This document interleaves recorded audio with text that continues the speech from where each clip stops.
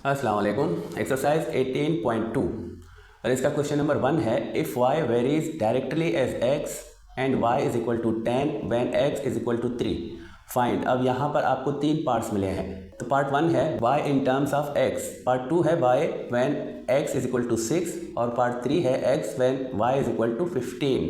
तो यहाँ पर डायरेक्ट वेरीज की बात हो रही है। आपका ये जो चैप्टर है, इस चैप्टर का नाम है वेरिएशन।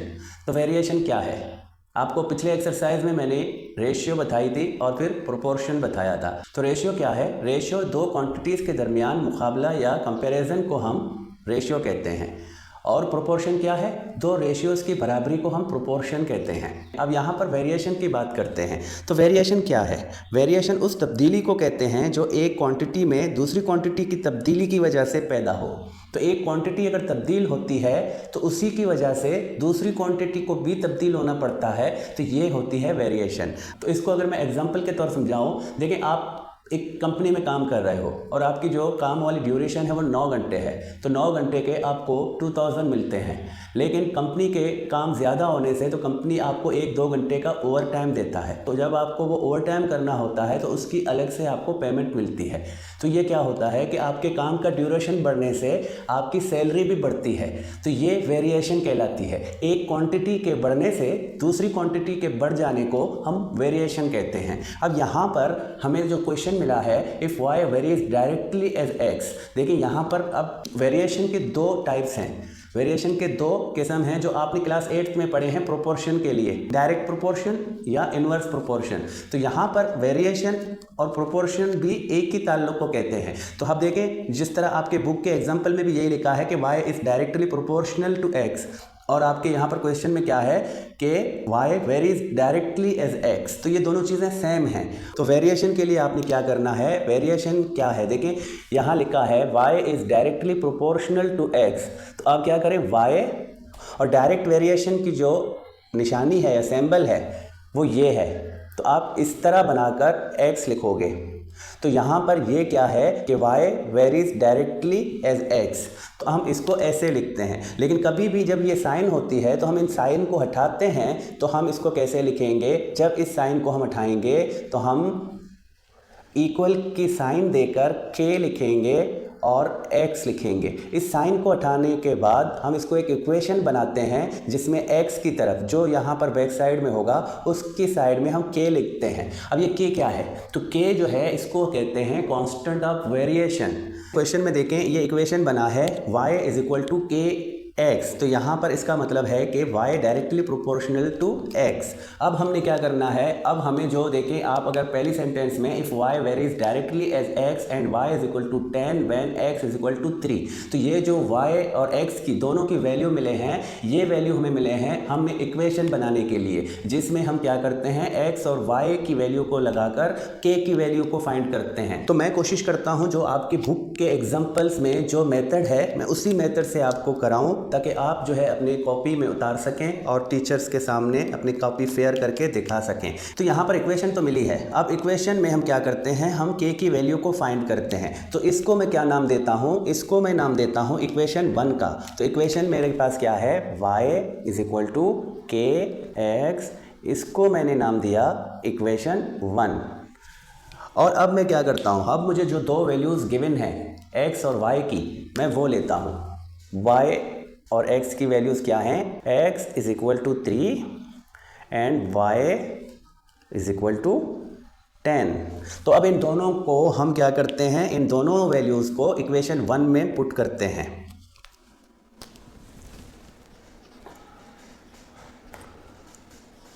पुटिंग। तो इक्वेशन 1 मैंने कौन सा बनाया है? ये वाला। तो मैं अब इसको लेता हूँ और ये x और y की वैल्यूज़ को पुट करता हूँ। तो इक्वेशन है y इज इक्वल टू के एक्स। तो y की वैल्यू मेरे पास है यहाँ पर 10, तो y की जगह मैं 10 रखता हूँ और k जो कांस्टेंट है उसको रखा और x की वैल्यू को मैंने रखा 3। अब ये दोनों क्या है आपस में, यहाँ पर ये दोनों मल्टीप्लाई है और हमें k की वैल्यू चाहिए। तो k की वैल्यू के लिए मैं इस 3 को यहाँ से शिफ्ट करता हूँ 10 की तरफ। तो यहाँ ये दोनों मल्टीप्लाई हैं तो ये शिफ्ट होगा 10 की तरफ, तो ये डिवीजन में आएगा। तो इक्वेशन क्या बनेगी, 10/3 इज इक्वल टू k। तो अगर मैं इसको सीधा लिखूं तो k की वैल्यू क्या बनती है 10/3। अब मैं इस k की वैल्यू को दोबारा इक्वेशन 1 में पुट करूंगा। तो मैं लिखता हूं सब्स्टिट्यूटिंग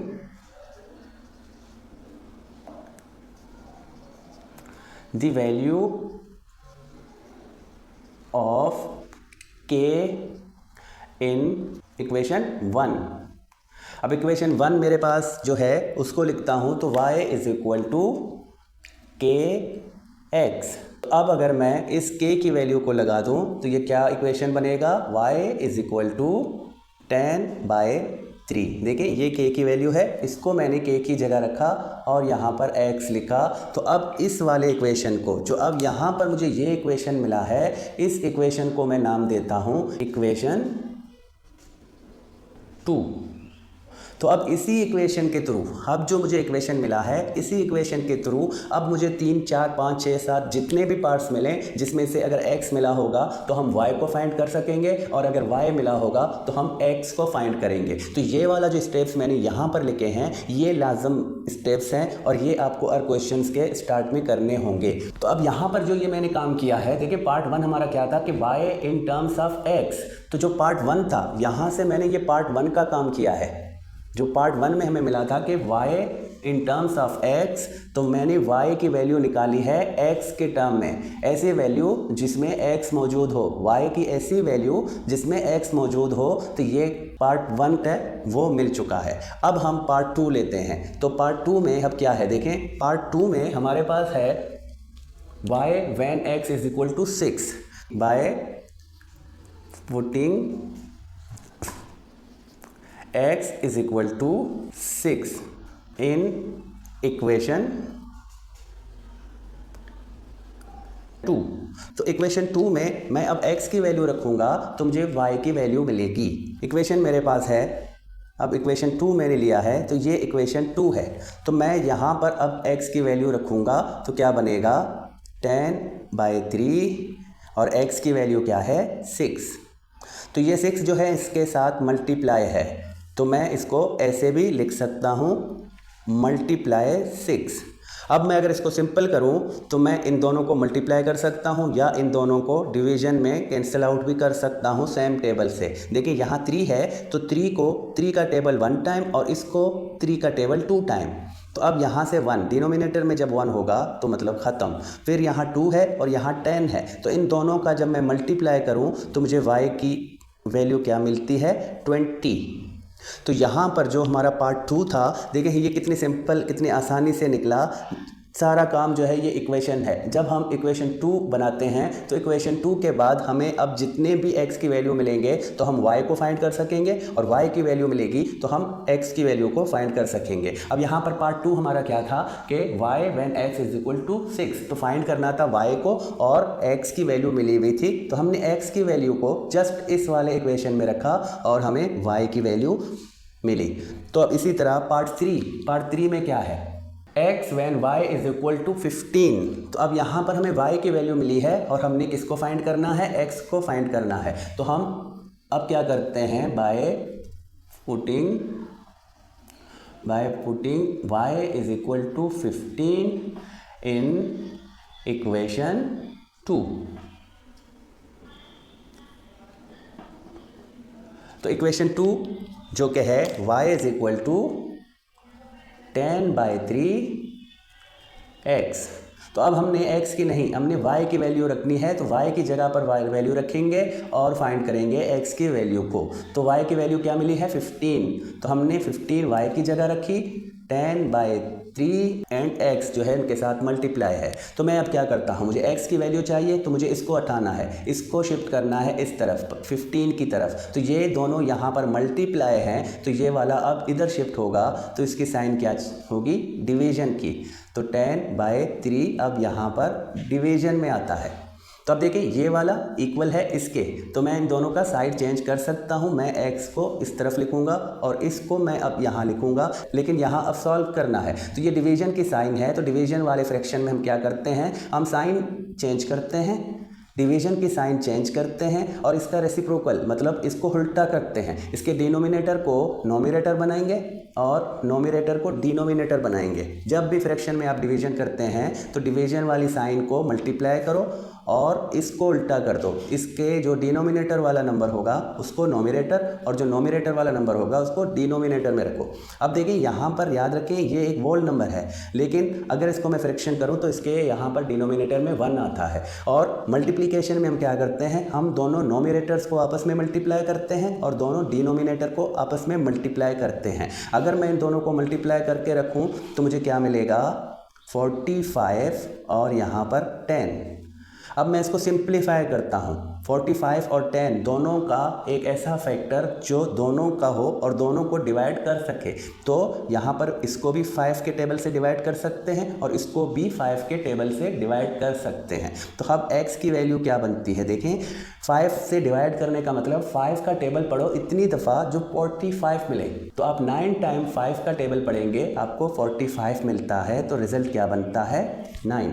मतलब 45 को मैंने 5 से डिवाइड किया, मुझे रिजल्ट मिला 9।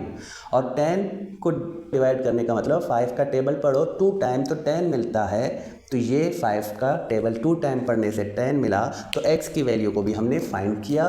तो ये वाला इस तरह हमें पार्ट 3 भी जिसमें x की वैल्यू को फाइंड करनी थी तो ये भी मिल चुकी। अब देखिए सारा काम हमारा पार्ट 1 होता है जिसमें हम क्या करते हैं, हम वेरिएशन का इक्वेशन बनाते हैं जिसमें k की वैल्यू को फाइंड करते हैं और k की वैल्यू को वेरिएशन वाले इक्वेशन में रखते हैं। तो एक इक्वेशन जो मिलती है जिसको हमने सेकंड इक्वेशन का नाम दिया। तो अब उसी इक्वेशन में हम बकाया जितने भी पार्ट्स होते हैं जिसमें x की वैल्यू मिलती है तो हम y की वैल्यू को फाइंड करेंगे और y की वैल्यू फिर मिलेगी तो हम उसमें x की वैल्यू को फाइंड करते हैं। तो उम्मीद है आपको ये समझ आ गई है। अब क्वेश्चन नंबर 2 की तरफ चलते हैं। अब क्वेश्चन नंबर 2 है if v varies directly as x। देखें अब यहाँ पर आपको साइन के थ्रू लिख कर दिया है तो वही जुमला है, इसको हम यही कहते हैं v जो है वो डायरेक्ट वेरीज है x के साथ। तो अब यहाँ पर हम इसको कैसे लिखेंगे, तो यहाँ पर जो हमें मिला है v डायरेक्टली वेरिएशन जो है वो t के साथ है। तो अगर मैं यहाँ पर इस साइन को हटाऊँ और k की वैल्यू दूँ तो v इज इक्वल टू के टी।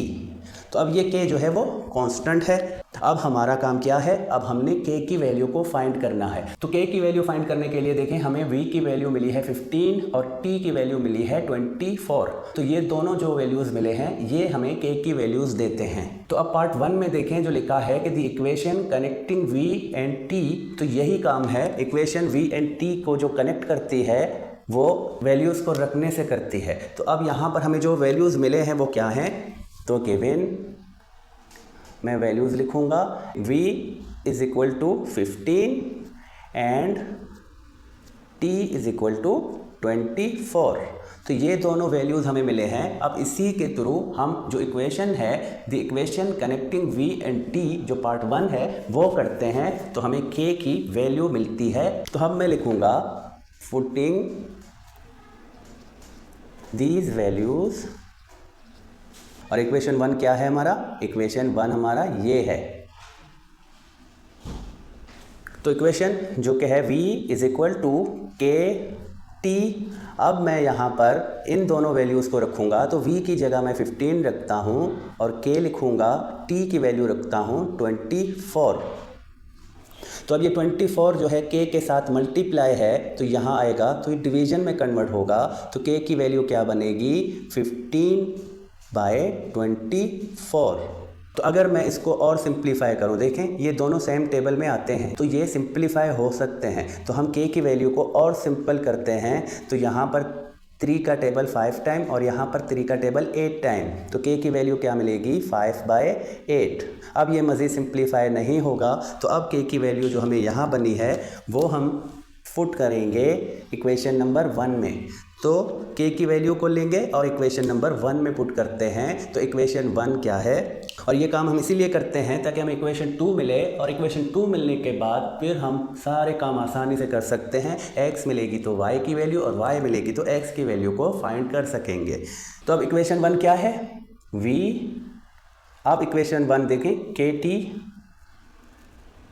और मैंने यहाँ पर अगर k की वैल्यू रखी तो 5/8 और यहाँ t। अब v और t में से कोई एक वैल्यू भी मिलती है तो हम दूसरी वैल्यू को फाइंड कर सकेंगे। तो ये यहाँ पर जो लिखा ये है इक्वेशन 2।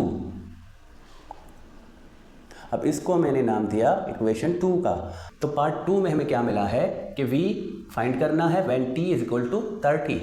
तो हम क्या करते हैं, हम इसी को कंटिन्यू करेंगे बाय पुटिंग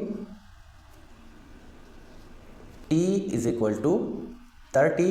इसको मैं इन इक्वेशन 2, तो इसको मैं इक्वेशन 2 में पुट करता हूँ। तो इक्वेशन 2 मेरे पास है v = 5/8 t। तो अब t की वैल्यू हमें मिली है 30। तो मैं रखता हूँ t की वैल्यू को, तो ऐसे करके हम लिखेंगे। मैं डायरेक्ट 30 नहीं लिखूंगा, मैं इसको ब्रैकेट में रखूंगा या मल्टीप्लाई की साइन दूंगा, क्योंकि ये जो 30 है अब इस वाले से मल्टीप्लाई है। तो अब सिंपल, तो इसको मल्टीप्लाई की साइन देकर हम यहीं से सॉल्व करते हैं। तो मैं ऐसे करता हूं ताकि और आसान हो बच्चों के लिए। तो 35 इन दोनों को मल्टीप्लाई करते हैं, हमें मिलता है 150 और ये 8। तो दोनों 2 से डिवाइड होते हैं, क्योंकि ये भी एक इवन नंबर है जो यहाँ पर 0 है, तो इवन नंबर, और ये भी एक इवन नंबर, दोनों को मैं 2 से डिवाइड कर सकता हूँ। तो 2 से डिवाइड मैं अगर 150 को करूँ तो ये 2 से डिवाइड करने का मतलब इसका आधा। तो 150 का आधा क्या बनता है 75, और 8 का आधा क्या है 4। तो 2 का टेबल 4 टाइम पढ़ने से 8 मिलता है। तो अब यहाँ पर 75/4 लिखा है, ये v की वैल्यू है, क्योंकि इसको हम मज़ीद सिंप्लीफाई नहीं कर सकते। ऐसा कोई कॉमन फैक्टर नहीं है इन दोनों के दरमियान जो इनको मज़ीद सिंप्लीफाई करे। तो ये v की वैल्यू और हमारा जो पार्ट 2 है वो हमारा हो चुका। अब हम पार्ट 3 करेंगे। अब पार्ट 3 में क्या है कि t when v = 10। तो अब हमें यहाँ पर t फाइंड करना है और v हमें मिली है जिसकी वैल्यू है 10। तो मैं लिखता हूं by putting v = 10 in equation 2। तो इक्वेशन 2 लेता हूं और उसमें v की वैल्यू को पुट करता हूं। ये 5/8 और t। तो v की वैल्यू क्या मिली है 10, तो 10 रखा और 5/8। अब मैं यहाँ पर t ऐसे भी रख सकता हूँ या t को मैं ब्रैकेट में भी रख सकता हूँ। तो ये वाला जो फ्रैक्शन है ये t के साथ मल्टीप्लाई है और हमें t की वैल्यू चाहिए, तो हम t को इस साइड में अकेला रखकर इसको शिफ्ट करते हैं 10 की तरफ। तो यहाँ ये मल्टीप्लाई है, तो ये 10 की तरफ जब शिफ्ट होगा तो डिवीजन में कन्वर्ट होगा। तो हम इसको ऐसे करके लिखते हैं। अब डिवीजन को सॉल्व करना है तो साइन चेंज करो और इसको उल्टा कर दो। 10 साइन हमने मल्टीप्लाई में चेंज करना है और इसको उल्टा करना है। 5/8 लिखा है तो 8/5 करते हैं और यहाँ लिखता हूँ t। अब मैं t को इस तरफ करके इसको उस तरफ भी लिख सकता हूँ। तो अब यहाँ देखिए ये दोनों सेम टेबल में आते हैं, तो दोनों सेम टेबल से हम इसको सिंप्लीफाई कर सकते हैं। 5 का टेबल 1 टाइम और 5 का टेबल 2 टाइम। तो यहाँ अब डिनोमिनेटर में 1 आया तो डिनोमिनेटर ख़त्म, और इस 2 को लेते हैं 8 के साथ मल्टीप्लाई करते हैं तो हमें t की वैल्यू मिलती है 16।